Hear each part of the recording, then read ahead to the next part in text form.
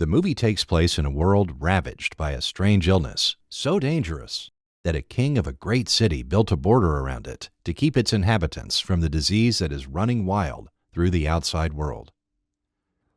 The movie begins in the summer, 95 years after the border was built.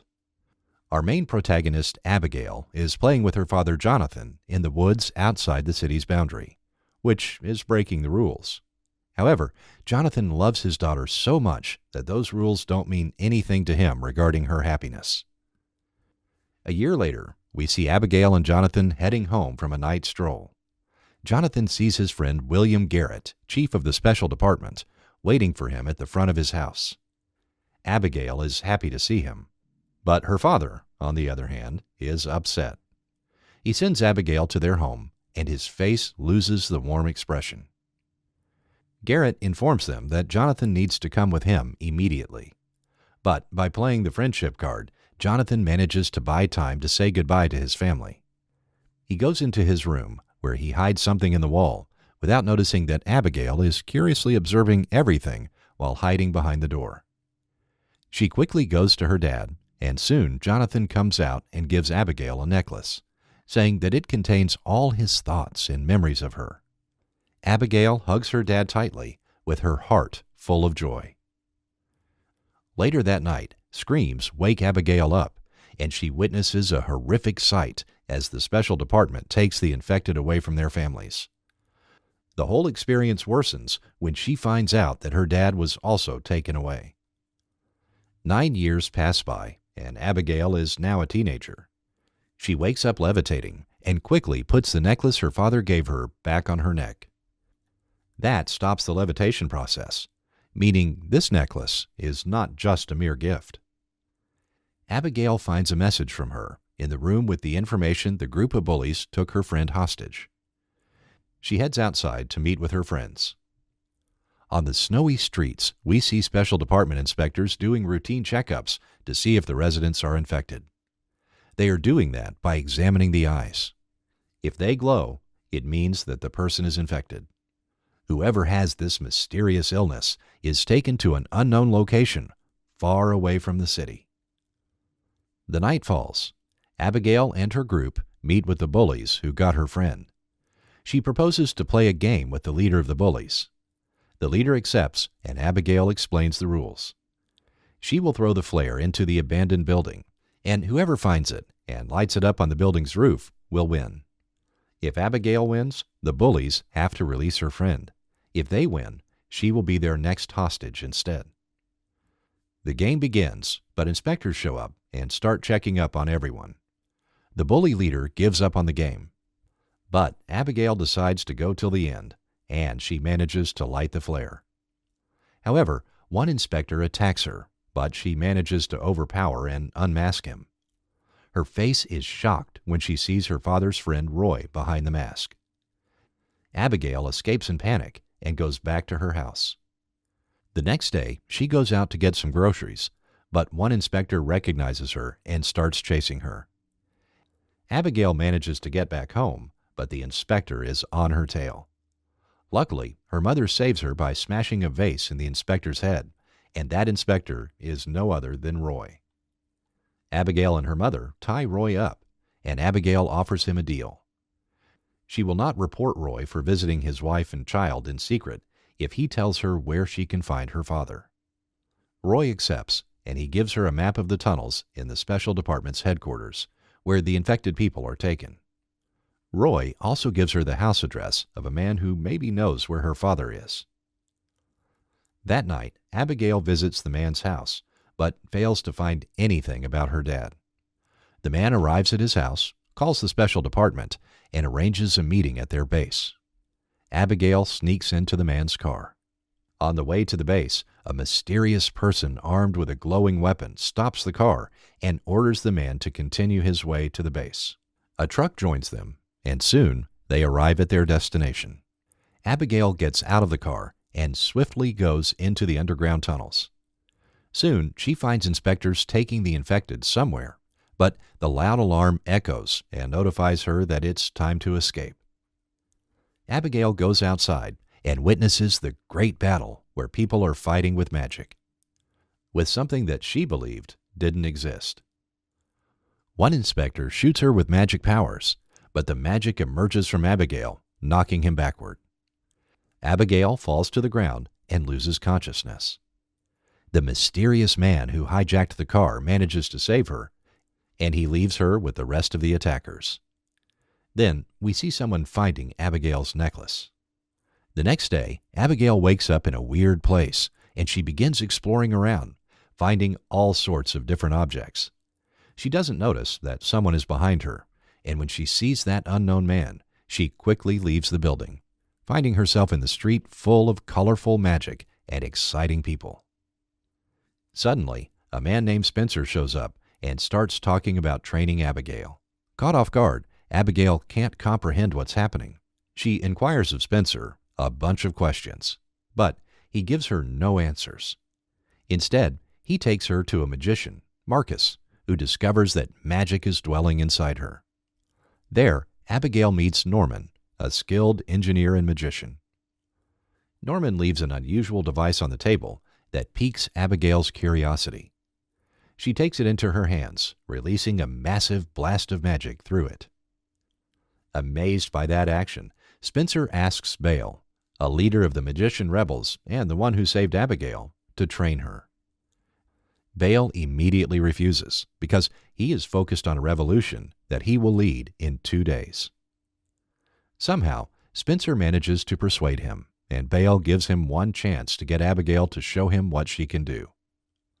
While Abigail waits for training, she overhears Bale and his friend Stella arguing over revolution. Abigail figures out that the illness doesn't exist and that the government is taking away everyone with a magic gift. The glowing eyes mean that the person has the gift of magic, not illness. Stella thinks Bale is leading everyone into meaningless death, but he doesn't want to listen to her, and instead he takes Abigail to the training ground. He tells her to pick up an object through which she will manifest her powers. Abigail quickly picks the one, but sadly doesn't manage to use her powers, failing the training. She begs Bale for another chance and explains to him that she wants to save her father, but he tells her that he doesn't care and that her father is an enemy of the magicians because he made a device that takes away the gift of magic from the people. Abigail visits Spencer, who explains to her how magic weapons are used. He tells her that the objects can be used to attack, heal, show the way, and open secret magic doors. Abigail then realizes she can open the secret door in the wall where her father hid something important 9 years ago. She goes back home and opens the secret door. There, she finds her father's object, a bunch of drawings and documents about people with magic and where the government keeps them. That night, she meets with Roy, who helps her understand her father's notes. Every captive with the magic gift is taken in a flying ship to a floating island far away. With that information, Abigail goes to Bale and she reveals everything to him. But he doesn't care about her father and other captives. He wants a revolution, and the rage blinds him against the government. Abigail decides to go there alone, and that night she meets up with Roy so he can guide her to the location of the flying ship. However, Special Department Chief Garrett arrives with his inspectors. He shows Abigail the necklace he took and asks her to join him, explaining that he wants to capture the magic so that every citizen is equal. In other words, so the king and government can control them more easily. She refuses, and Garrett orders Roy to kill her to redeem himself. To his surprise, Roy refuses, and Garrett kills him. Abigail is next, but Bale shows up and attacks Garrett and his inspectors. He puts up a good fight, but Garrett manages to get a hold of him. Abigail takes out her object, and with Bale in danger, her will becomes stronger, enabling her to use her powers and kill Garrett. Then she drags Bale back to his base. Marcus treats Bale, and when he wakes up, he sees that Abigail is there.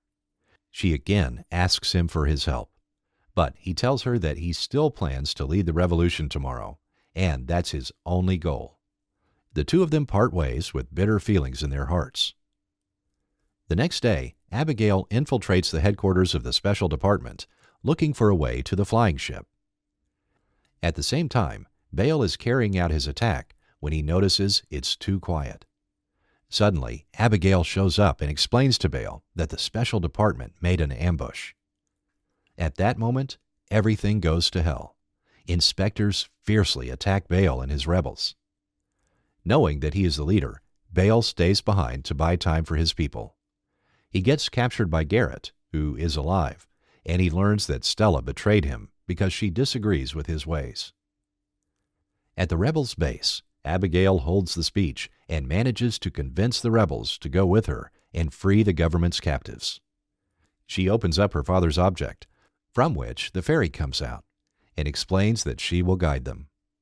Marcus, Norman, and other rebels decide to join her, while Spencer stays at the base to buy them more time. As everyone flees, Abigail sees a bunch of inspectors heading into the base, but Spencer sacrifices and takes them with him. Abigail successfully infiltrates the rebels into the base. They save Baal and hijack a flying ship. After some flying, with the fairy as their guide, they penetrate the magic barrier and arrive at the prison. Disguised as inspectors, Baal and his men quickly capture the whole building. However, Garrett and his inspectors are arriving, so they need to act quickly to find Abigail's father and the prisoners. Soon, Abigail figures out that her father is not here, but she notices a huge machine that harvests the magic from the captives and prevents the usage of magic in the prison. She and Norman venture deeper into the building to find a way to destroy it, while Baal and others are preparing for the attack. Suddenly, Abigail sees the memories of her father, and she finds out that he became one with magic after he refused to work with Garrett. He placed his hope in his daughter so she could stop the special department and give magic back to the world. The necklace he gave her suppressed her powers, buying her time to learn everything. Garrett arrives with his people, and a fierce battle begins. Baal duels with him, but the chief has more experience, and he overpowers the rebel leader. He picks up the crossbow to finish Baal, but Stella shows up and takes the lethal blow. Abigail manages to destroy the machine with Norman and the help of her father, who guides her in her memories, allowing the rebels to use the magic against Garrett's men. Baal uses that chance to kill Garrett and put an end to the tyranny. Then we can see the magic flowing through the world in vibrant colors, returning to its former users and announcing the new beginning. Abigail then reunites with her father in her mind, and he tells her that he will always be there with her. The movie ends with Abigail and Baal looking at the dawn of a new day.